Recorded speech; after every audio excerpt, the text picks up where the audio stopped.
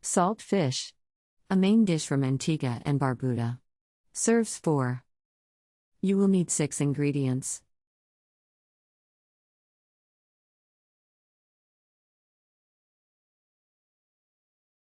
Step 1. Soak salt cod in enough water to cover overnight.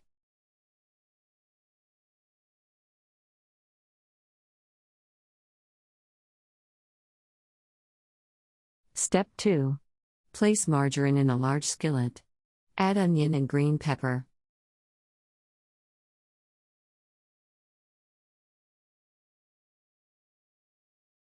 Step 3. Sautee until onion is tender. Add tomato paste with 1 can, 6 ounces, water and black pepper. Stir until blended. Step 4.